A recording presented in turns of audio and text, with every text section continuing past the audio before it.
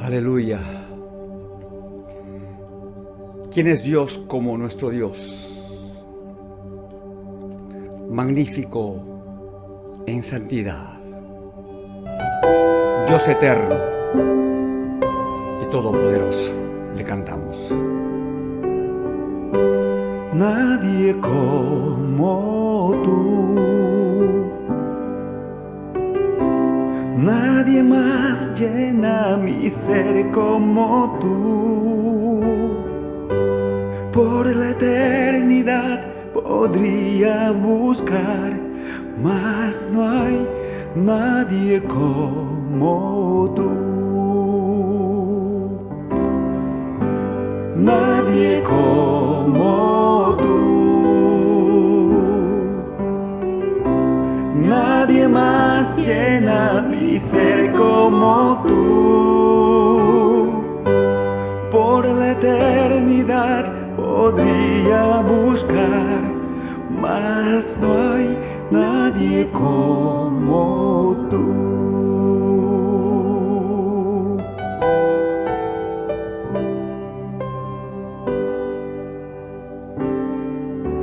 Tu misericordia es como un río, tus manos traen sanidad. Tus hijos hallan en ti su refugio. Nadie como tú. Nadie como tú. Nadie más llena mi ser como tú. Por la eternidad podría buscar, mas no hay nadie como tú. Nadie como tú. Nadie más llena mi ser como tú. Por la eternidad podría buscar, mas no hay nadie como tú. Por la eternidad podría buscar, mas no hay.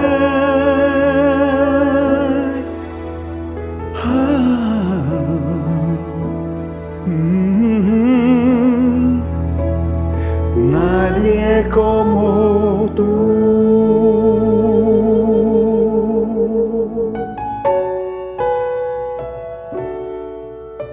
Aleluya. Gracias, Señor, por tu palabra y tus promesas. Tu palabra dice: no temas, porque yo te redimí, te puse nombre, mío eres tú. Cuando pases por las aguas, yo estaré contigo, y si por los ríos, no te anegarán. Cuando pases por el fuego, no te quemarás, ni la llama arderá en ti, porque yo, el Santo de Israel, soy tu Salvador, dice el Señor. Gracias, gracias, bendito Dios. Nadie es como tú. Aleluya. Amén.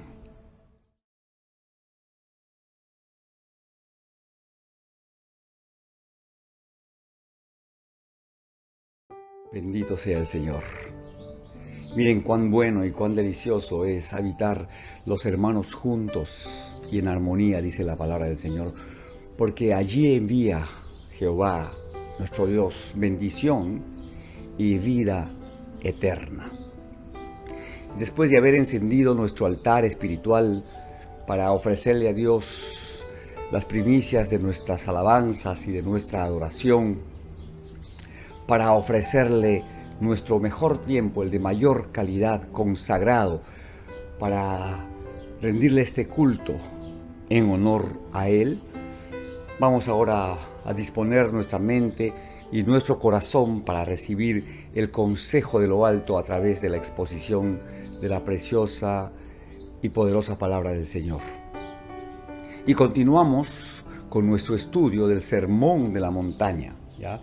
La semana pasada estuvimos estudiando acerca de la oración del Padre Nuestro, esta maravillosa oración que Jesús nos enseñó como modelo para hacer nuestra vida devocional a solas con Dios. Y lo hizo como respuesta al requerimiento de sus discípulos que le dijeron: Señor, enséñanos a orar. Y vimos como en 5 versículos Jesús nos enseñó a orar eficazmente. Cuando terminó su enseñanza acerca de la oración y antes de abordar el siguiente tema, que es el del ayuno, Jesús regresa al Padre Nuestro para resaltar un tema que es fundamental en la vida cristiana.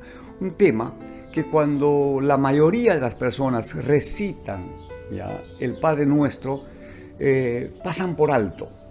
Cuando para Jesús, y para nosotros también debería serlo, este tema es medular, es sustancial en toda la oración. Me estoy refiriendo al tema del perdón. Porque al finalizar esta oración, Jesús dijo: perdónanos nuestras deudas, como nosotros también perdonamos a nuestros deudores.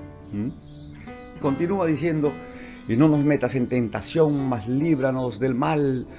Amén. Porque tuyo es el reino, el poder y la gloria por todos los siglos. Pero ahí nomás volvió a retomar este tema del perdón. Y en el capítulo 6 del Evangelio según Mateo, versículos 14 al 15, continúa diciendo el Señor: porque si perdonáis a los hombres sus ofensas, os perdonará también a vosotros vuestro Padre Celestial. Mas si no perdonáis a los hombres sus ofensas, tampoco vuestro Padre Celestial os perdonará vuestras ofensas. ¿Han notado que tan fácilmente uno puede comprobar que el perdón de Dios a nuestras faltas, a nuestras maldades, a nuestras ofensas, está condicionado al perdón que nosotros otorguemos a los demás? Así de simple es la cosa. Y sin embargo, muchos creyentes tienen arraigados en su corazón rencores, resentimientos, odios y faltas de perdón. Y así se presentan ante el trono de la gracia, pidiéndole al Señor que les perdone por sus maldades, por sus fechorías, por sus errores, por sus faltas. Y lo único que reciben como respuesta es un silencio. Y como yo siempre digo, el silencio de Dios es más elocuente, más nítido que el sonido de nuestras voces que se levantan, clamando a Él por su misericordia, por su perdón, por su bondad.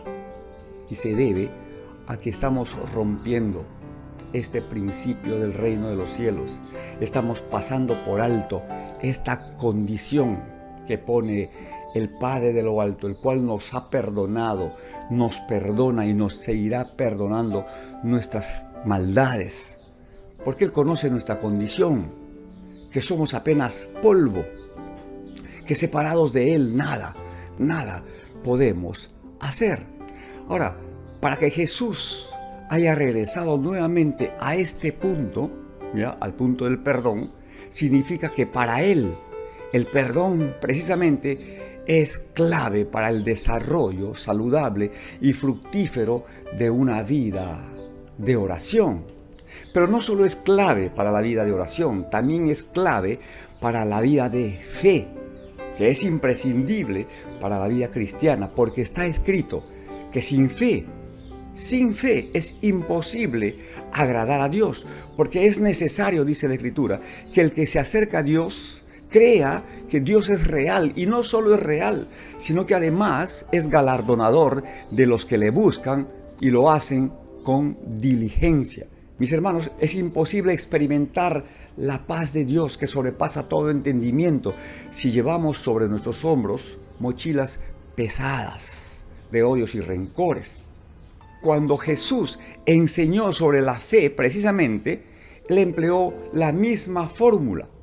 Eso está en el Evangelio de Marcos, capítulo 11, versículos 22 al 26, donde dijo: tened fe en Dios, porque de cierto os digo que cualquiera que dijere a este monte, quítate y échate en el mar, y no dudare en su corazón, sino creyere que será hecho lo que dice, pues lo que diga le será hecho. Por tanto os digo que todo lo que pidiereis orando, creed que lo recibiréis y os vendrá. Y cuando estéis orando, perdonad si tenéis algo contra alguno, para que también vuestro Padre que está en los cielos os perdone a vosotros vuestras ofensas. Porque si vosotros no perdonáis, tampoco vuestro Padre que está en los cielos os perdonará vuestras ofensas. ¿Ven cómo repite la fórmula del Padre Nuestro? Ahora, si tuviéramos que señalar los dos temas fundamentales del ministerio de Jesús, ¿cuáles son? Pues el amor y el perdón. En cuanto al amor, Jesús nos enseñó cómo es que teníamos que amar, cómo es que teníamos que amarnos como hijos de Dios, como hermanos en Cristo, como discípulos suyos. Él dijo: un mandamiento nuevo os doy, que os améis unos a otros, como yo os he amado. Él dijo también que en esto conocerán todos que son mis discípulos, en el amor que se tengan los unos a los otros. Dijo además: nadie tiene mayor amor que este, que uno ponga, que uno dé la vida por sus amigos. Ahí está, hermanos, la enseñanza de Jesús. La Biblia es clara al decirnos que Dios mostró su amor para con nosotros, en que siendo aún pecadores, Cristo Jesús murió por nosotros. Pero no solo nos enseñó a amar, sino también que nos enseñó a perdonar. ¿Y cómo debemos perdonar? Pues como Él nos perdonó. Dice la Biblia que no ha hecho con nosotros conforme a nuestras iniquidades, ni nos ha pagado conforme a nuestros pecados. Porque como la altura de los cielos sobre la tierra, engrandeció su misericordia sobre los que le temen. Cuanto está lejos el oriente del occidente, hizo alejar de nosotros nuestras rebeliones. Y a su paso por esta tierra, Él, el Señor Jesucristo, anduvo haciendo bienes y sanando a todos los oprimidos por el diablo, declarando por doquiera: sé sano, sé limpio, levántate, tus pecados te son perdonados, ni yo mismo te condeno. Porque Jesús no vino a condenar al mundo. Él vino a rescatar, a levantar, a socorrer, a proveer, a limpiar. Bendito sea nuestro Señor. Y al final de su ministerio, y estando en la cruz del Calvario, soportando la agonía por causa de la miseria y la ruina del hombre originado por el pecado, Él, en vez de reclamar, en vez de reprochar al mundo y al hombre por sus maldades, Él rogó al Padre diciendo: Padre, perdónalos, porque no saben lo que hacen. Y Él nos dice en este día y en esta mañana: ve y haz tú lo mismo. Es decir, perdona a los demás sus ofensas. Y seguramente nosotros, como Pedro, hubiéramos hecho también lo mismo. Es decir, preguntarle, como Pedro digo, al Señor: ¿y cuántas veces debo perdonar a mi hermano que pecare contra mí? ¿Hasta 7 veces? ¿Y qué le contestó el Señor? No te digo hasta 7 veces, sino hasta 70 veces 7, o sea, siempre. Mis hermanos, Jesús era absoluto cuando se trataba del perdón. Es decir, el mandato es absoluto. Él dijo, no juzguéis para que no seáis juzgados. No condenéis para que no seáis condenados. Perdonad para que seáis perdonados. Les repito, por si alguien no estuvo atento. ¿Se han dado cuenta que según el versículo que estamos estudiando, el perdón de Dios a nuestras faltas está condicionado al perdón que nosotros otorguemos a los demás? Por otro lado, mis hermanos, si nosotros no amamos ni perdonamos las ofensas de los demás, ¿cómo es que podemos llamarnos cristianos, discípulos de Cristo? ¿Qué enseñanzas hemos recibido o estamos recibiendo? ¿De qué se trata tu cristianismo? ¿En qué consiste tu religión? Porque la verdadera religión, la que es pura, sin mácula, según la carta de Santiago, que también es palabra de Dios, la verdadera religión es amparar a las viudas, atender a los huérfanos, compartir tu pan con los hambrientos. Y eso implica necesariamente, mis hermanos, una elevada sensibilidad y atención a las necesidades de los demás. Y eso no lo puede ser un corazón que está manchado, un corazón que está arruinado, un corazón que está, perdónenme el término, que está podrido por las raíces de amargura. No lo puede hacer. Por lo demás, no creo que Dios pueda utilizar una vasija así o un instrumento tan deteriorado. Primero Dios te tiene que restaurar y entonces puede ser o podemos ser extensiones de su gracia y de su amor. Pero si nosotros albergamos en nuestro corazón profundas raíces de amargura, enojos, odios, malas voluntades, no podemos ver a la gente, tenemos jurada una venganza por lo que nos han hecho, yo pondría en tela de juicio seriamente tu cristianismo. Y yo, siendo un hombre pecador, cuánto más un Dios puro, santo, maravilloso, bondadoso, no apartaría de ti su rostro.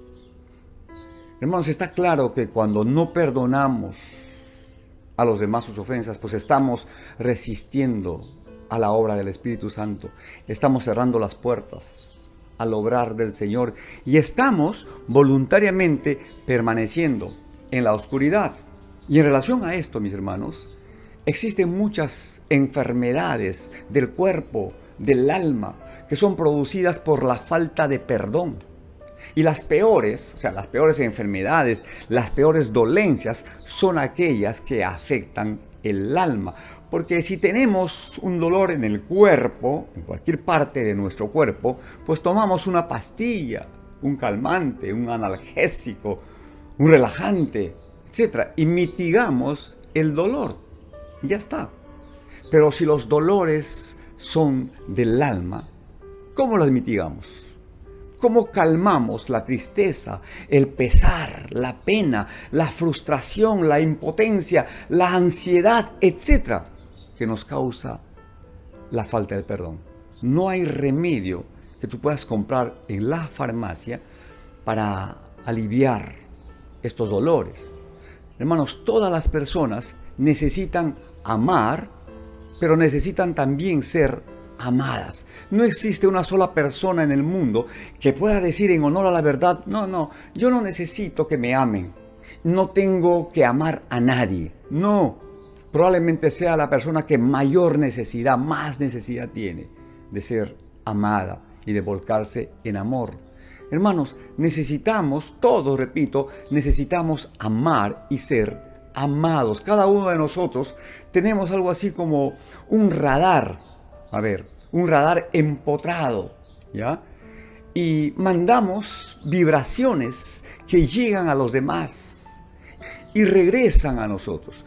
Cuando de vuelta estas vibraciones traen afecto, cariño, aceptación, confianza, entonces nos abrimos y nos sentimos bien con las personas y hacemos buenos comentarios y establecemos buenas relaciones. En suma, la pasamos bien.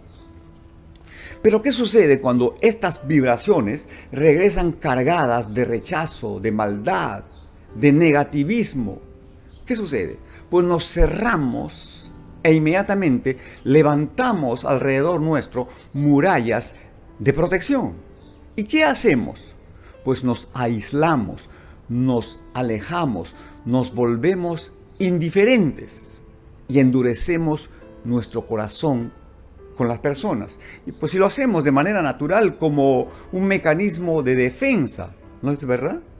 ¿Y cuáles son las consecuencias? ¿Cuáles son los resultados?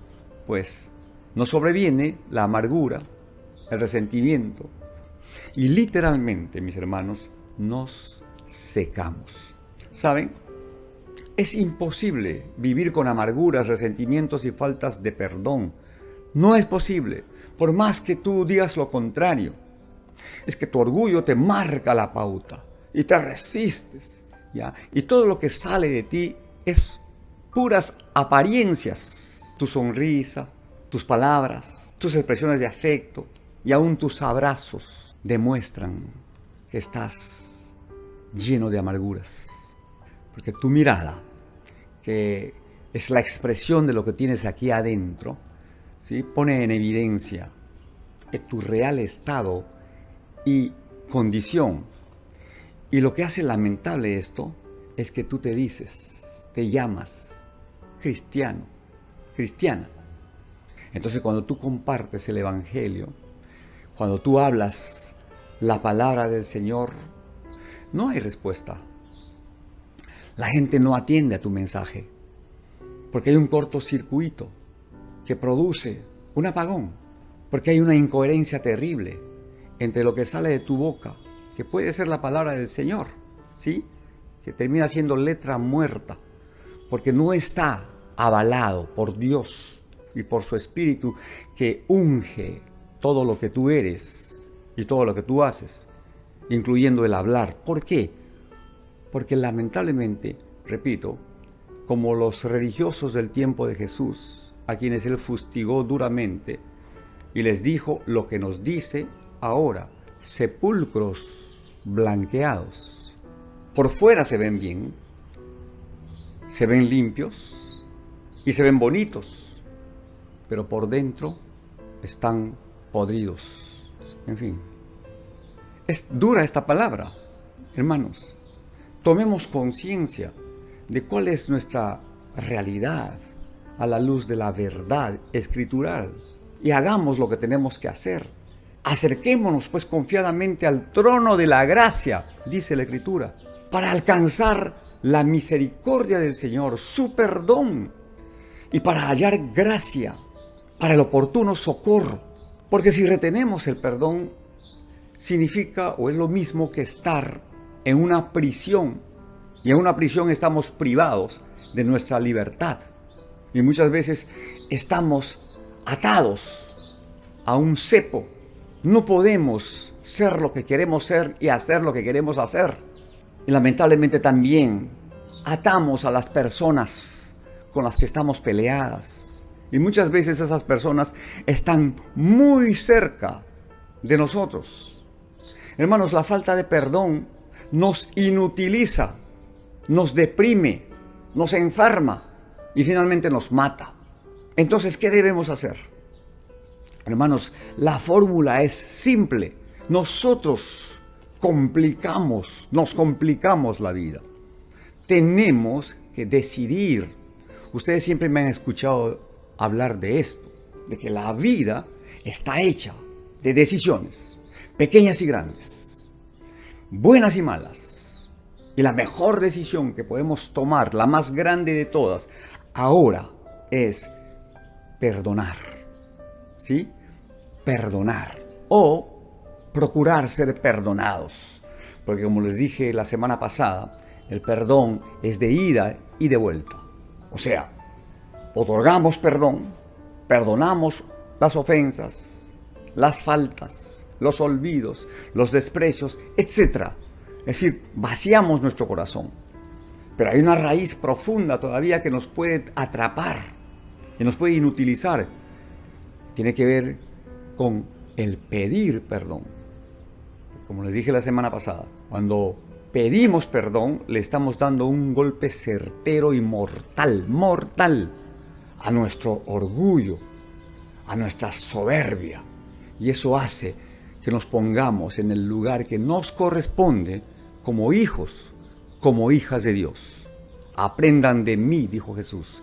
Yo soy manso y soy humilde de corazón. Y la humildad y la mansedumbre están relacionadas con ser una persona de corazón sencillo, pobre en espíritu, que reconoce que sin Dios no es nada, no tiene nada y no puede hacer nada. ¿Ya? Entonces es un golpe así mortal para nuestro orgullo. Tenemos que hacerlo porque nos conviene, hermanos. Nos conviene porque queremos abrirnos paso en la vida de fe, ¿no es verdad? Pues queremos dejar un legado a nuestros hijos y a los hijos de nuestros hijos. Estoy seguro que queremos que cuando ya no estemos en este mundo, que nos recuerden por la calidad de persona que fuimos, por todas las cosas buenas que hicimos, cómo es que a pesar de todas las desgracias que experimentamos, a pesar de las caídas terribles que tuvimos, sin embargo, por la bondad de Dios que no fuimos consumidos, tomamos la decisión de levantarnos y asumir las responsabilidades por nuestros desvaríos y nuestras faltas y pedirle a Dios que nos perdone como consecuencia de haber perdonado nosotros ofensas, maldades. Amén. Dicho sea de paso, hermanos, el perdón no es pues una opción en el reino de los cielos. No es que si a ti o a mí nos parece, ¿no?, que podamos aplicar el perdón en nuestras relaciones interpersonales, entonces lo hacemos si las condiciones están dadas. Si no, ya tranquilo, en otro momento lo podemos hacer. No, mis hermanos. Dios no nos hace invitaciones, Dios nos da mandatos, ¿sí? Órdenes. Y los mandamientos y las órdenes del Señor se tienen que obedecer. Entonces, el perdón es un mandamiento de Dios y el hombre debe obedecer. El perdón tampoco es un sentimiento o un parecer. El perdón es un acto de la voluntad a través de una decisión inteligente. Es decir, uno decide o resuelve firmemente perdonar independientemente de lo que pueda estar sintiendo. Y por último, mis hermanos, como para cerrar ya nuestra reflexión sobre el tema del perdón, en el plano afectivo, el ser humano tiene 4 necesidades básicas que tienen que ser atendidas.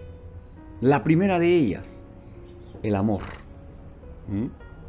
El amor.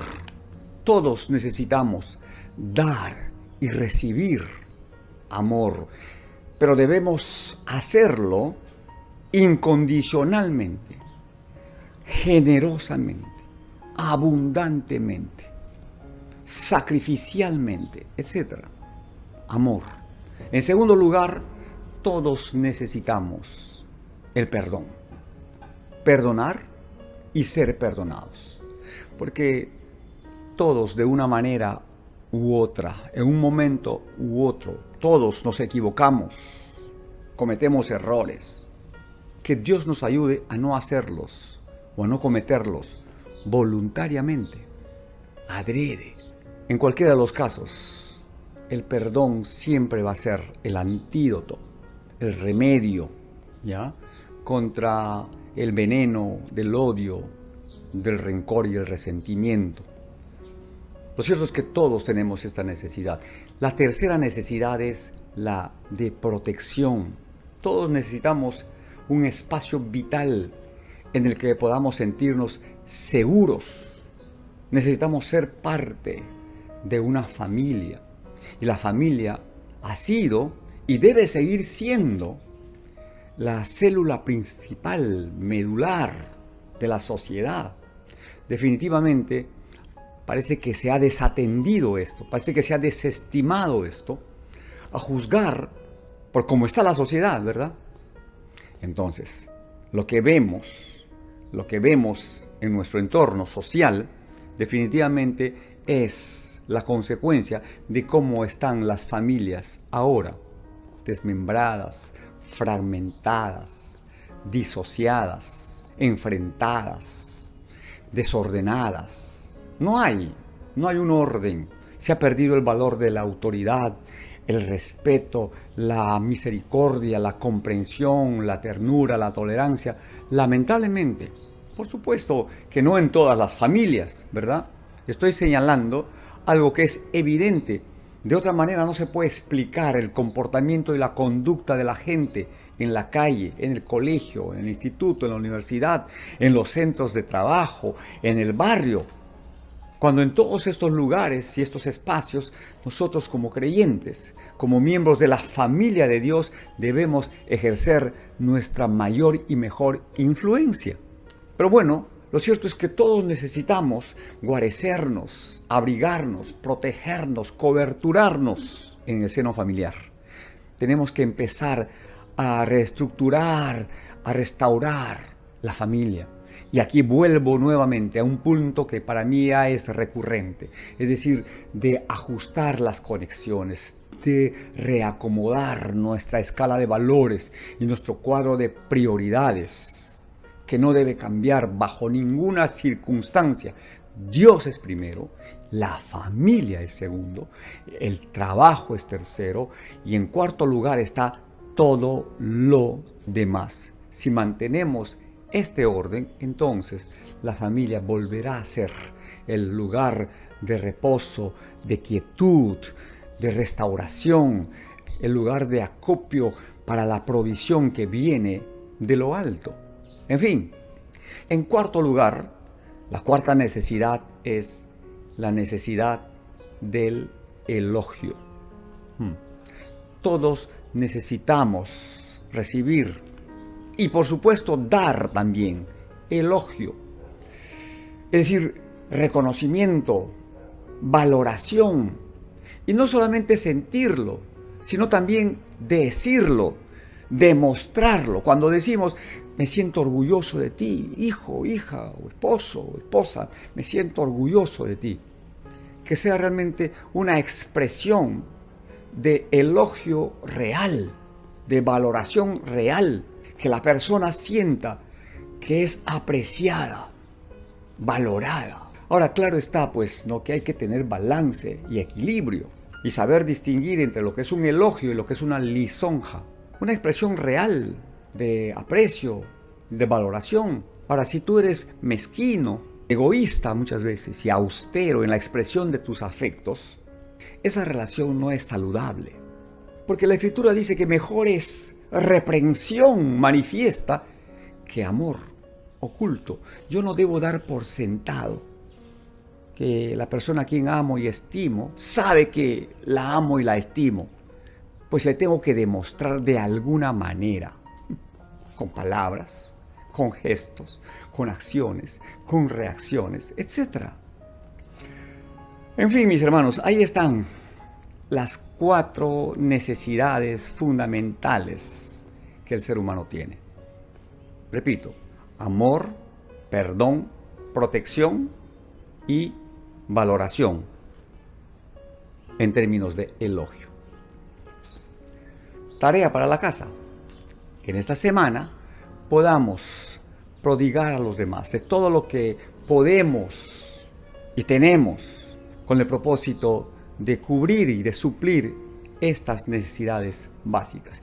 Y como la vida se rige por principios espirituales, uno de ellos es el principio de la reciprocidad. Entonces, en virtud a este principio, si tú amas, si tú perdonas, si tú proteges, si tú valoras, ¿qué cosa es lo que vas a recibir a cambio? Precisamente, amor, perdón, protección, valoración y más, muchísimo más. Que Dios nos ayude, mis hermanos. Que Dios nos ayude, ¿ya?